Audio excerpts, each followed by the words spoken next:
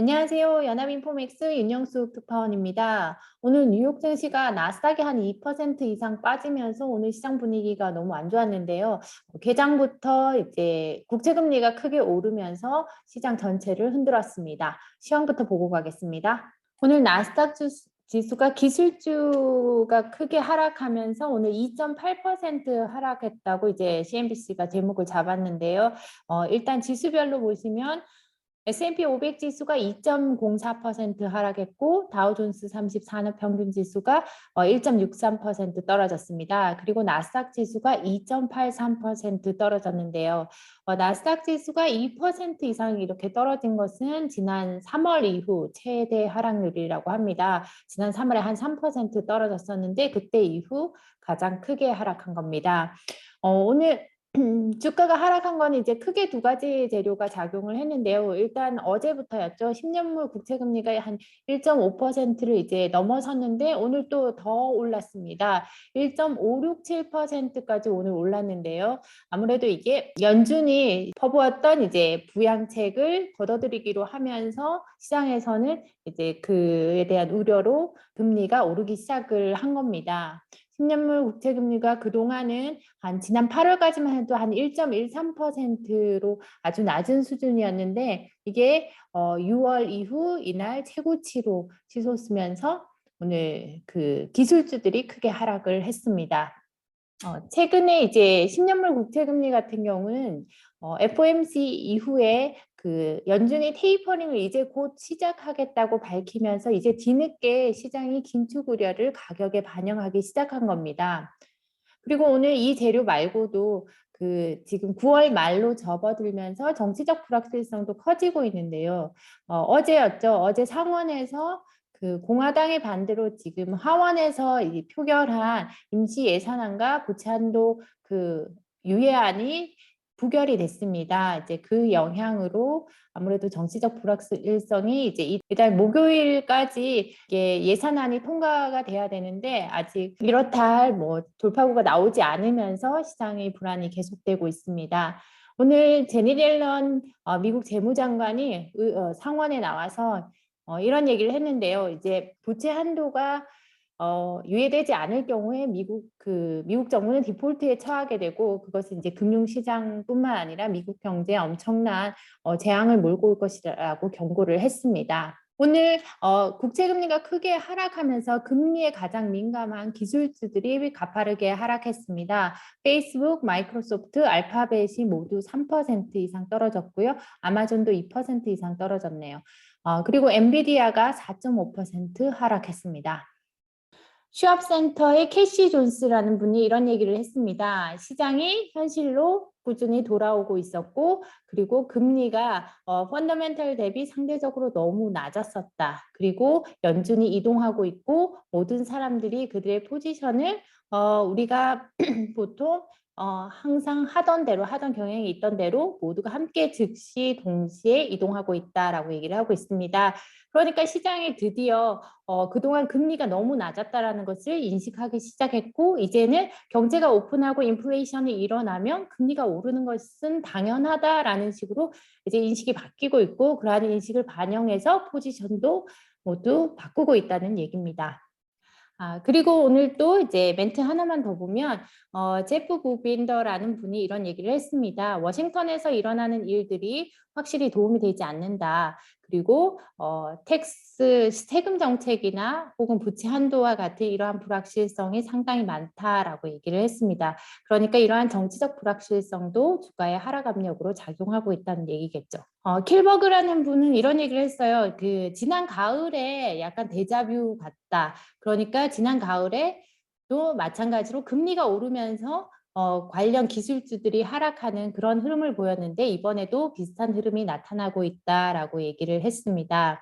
그리고 이제 기술주의 매도 압력은 지난 가을에 디플레이션과 로테이션 거래의 촉매제였고 그리고 그게 이번에도 또다시 나타나고 있다라고 얘기를 했습니다. 오늘 같은 경우는 대체적으로 다 모든 주식들이 하락을 했지만 최근에 확실히 기술주들이 상대적으로 더 많이 하락하는 경향이 있고 경기가 회복되면서 인플레이션이 있을 때 리플레이션 거래는 오히려 상대적으로 덜 떨어지는 경향이 있죠. 그래서 뭐 그런 얘기를 하는 것 같습니다.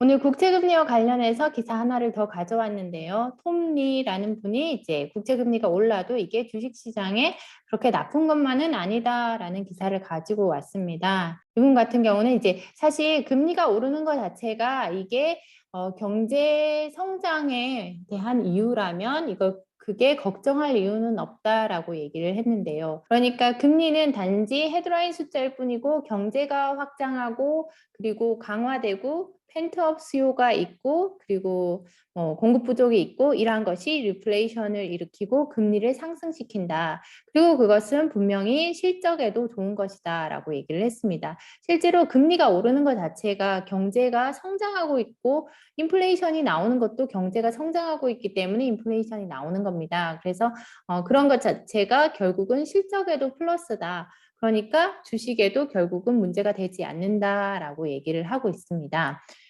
그리고 지금 이것은 1950년대에서 1970년대와 정확히 같은 환경이고 시장에 대해서 연구해 본 사람이라면 모두 금리가 오르는 것 자체가 주식시장의 킬러, 문제가 되는 것은 아니다라는 것을 알고 있을 거다라고 얘기를 했습니다. 그리고 이제 아까 오늘 국채금리가 크게 오르면서 기술주들이 하락했다고 얘기를 했는데요. 골드만삭스가 금리가 오르는 때 이제 좋은 투자 전략을 이제 설명하는 게 있어서 가져왔습니다. 금리 급등식의 투자 전략 하면서 무엇을 사고 무엇을 팔아야 할까라고 했는데요. 금리가 오르게 되면 아무래도 기술주들이 상대적으로 이제 타격을 받는데 이런 주식을 롱 듀레이션 스탁이라고 골드만삭스는 분류를 했습니다.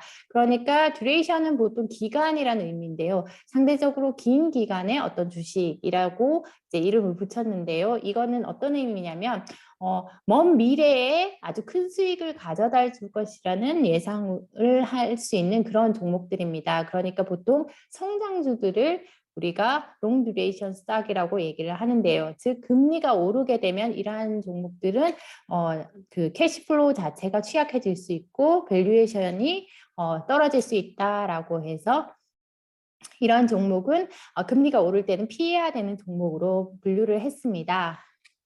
그리고 반대로 그 숏 듀레이션, 그러니까 짧은 만기가 보통 기간이 짧은 이러한 종목들은 당장 오늘의 실적에 을 신뢰할 수 있는 그러한 종목들인데요. 이러한 종목은 미래의 금리가 올라도 상대적으로 충격을 덜 받는 종목이라고 합니다. 이런 종목들은 우리가 보통 얘기할 때 가치주라고 하죠. 현재의 밸류에이션은 낮지만 상대적으로 저평가돼 있지만 금리가 오르면 상대적으로 충격을 적게 받는 종목입니다. 그래서 이 골드만삭스는 이날 보고서에서 이런 얘기를 했습니다. 그러니까 듀레이션이 길수록 그러한 종목들은 금리가 오르면 언더퍼폼하는 경향이 있고 그리고 숏 듀레이션 종목들은 오히려 금리가 오를 때 아웃퍼폼하는 경향이 있다라고 얘기를 했습니다. 그런데 재미난 거는 기술주나 통신주와 같은 이런 롱 듀레이션 종목들이 미국 주식시장의 시가총액의 40%를 차지하고요. 그리고 팡 주식이라 하죠. 페이스북, 아마존, 애플, 마이크로소프트, 알파벳과 같은 주식의 시총 비중은 23%나 됩니다. 그래서 이제 골드만삭스가 추천한 이 롱 듀레이션 종목들이 이렇게 있고요. 플러그 파워, 선런, 우버, 리프트, 카바나, 비욘미트, 로스, 펠로톤, 시스코, 클로럭스 뭐 이런 종목들이 롱 듀레이션 스톡이고요. 그리고 숏 듀레이션, 그러니까 금리가 오를 때 오히려 아웃퍼폼하는 종목들은 뭐 프리미어, 이큐티, 에어리스, 뭐 퀴델, 제록스, 이베이 이런 종목들이 있다고 합니다. 다음은 화이자와 바이오엔테크가 FDA에 코로나19 백신에 관한 초기 데이터를 제출했다고 하는데요. 이 데이터는 바로 5세에서 11세까지의 임상 데이터를 제출한 겁니다. 그러면서 이제 기사에 보면 이제 몇 주 안에 긴급 사용 승인을 요청할 것이다 라고 얘기를 했습니다. 오늘은 그 초기 리뷰 데이터만 제출을 한 거고요. 그리고 이거 공식적으로 몇 주 안에 긴급 사용 승인을 신청을 하게 되면 보통 이게 한 달 정도 걸리는데요. 그렇게 되면 이제 5세에서 11세까지 백신 사용이 가능해집니다. 앞서 지난주였죠. 파이자는 임상 결과를 내놓으면서 5세에서 11세 사이에서도 강한 항체 반응을 일으켰다라고 얘기를 했습니다. 그리고 5세에서 11세까지는 마찬가지로 3주 간격으로 백신을 접종했고요. 백신 접종량은 성인보다 3분의 1 정도인 10 마이크로그램을 접종을 했다고 합니다. 그리고 이제 개별 종목 관련 기사가 하나 있어 가져왔는데요. 파이퍼 샌들러가 이제 테슬라의 3분기 실적이 역대 최대일 것이라고 전망했다는 기사입니다. 파이퍼 샌들러는 테슬라에 대해서 비중 확대 의견을 갖고 있고, 그리고 목표가도 $1,200로 상당히 높은 편입니다. 3분기가 테슬라에게 있어서 역대 최고의 분기가 될 것이다 라고 하면서 2021년 예상치를 상향을 했다고 했는데요. 이 예상치는 바로 그 자동차 인도 대수를 말합니다. 2021년에 올해 89만 4천 대로 상향을 했는데요. 이전의 전망치는 84만 6천 대였습니다. 그런데 지금 이제 월가에서 예상하는 것은 한 80만 대, 그보다 훨씬 높은 수준이죠. 그리고 이제 주당 수익률 같은 경우도 이제 1.67달러로 3분기에 이제 월가가 예상한 1.39달러보다 훨씬 높은 수준을 예상하고 있고요. 그리고 이제 목표가는 이렇게 보시면 투자 의견은 오버웨이트, 비중 확대, 그리고 목표가는 $1,200로 제시를 하고 있습니다. 다음은 펠로시 의장이 민주당이 부채 한도가 유예되지 않으면 생각할 수 있는 옵션으로 검토하는 것들이 뭐가 있는지를 얘기를 한 겁니다. 여기에서는 오늘 1조 달러짜리 코인 얘기가 나왔는데요. 이거는 이제 그 시장에서는 좀 잘 생소한 얘기인데, 이게 2013년도에 부채 한도 협상에서도 똑같이 나왔던 얘기입니다. 그 1조 달러짜리 동전을 만들어서, 이거는 약간 이제 상징적인 개념인데요. 일단 재무부에게 이제 동전을 발행할 수, 기념주화를 발행할 수 있는 이제 권한이 있습니다. 그래서 재무부에게 동전을 발행하게 해서 이 동전을 연준에 예치를 시키고 연준에서 그만큼에 해당하는 돈을 뺏으자라는 개념입니다. 백악관 같은 경우는 이 방안은 이제 생각하는 옵션이 아니다, 이 아이디어에 대해서 거부를 했다라는 얘기가 있고요. 그렇지만 뭐 현재로서는 공화당이 이 부채 한도 상향 문제를 협조를 하지 않으면 해결이 될 수 없는 상황이기 때문에 지금 민주당으로서는 여러 가지 옵션을 생각하지 않을 수가 없습니다. 또 시장에서 또 생각하는 방법 중에 하나는 결국 이 3조 5천억짜리 예산안에다가 부채 한도를 포함을 시켜서 결국 통과시키자라는 방법도 있는데요. 문제는 그러려면 이제 민주당의 만장일치 동의를 받아야 하는 상황이라서 이것도 쉽지 않은 상황입니다. 네, 제가 준비한 소식은 여기까지입니다. 이제 국채금리가 기술주에 다시 영향을 주는 시기가 돌아왔는데요. 어제도 그렇고 오늘도 그렇고 금리에 주식시장이 크게 움직였습니다. 당분간은 금리 움직임을 좀 보셔야 될 것 같습니다. 네, 오늘 제가 준비한 소식은 여기까지입니다. 감사합니다.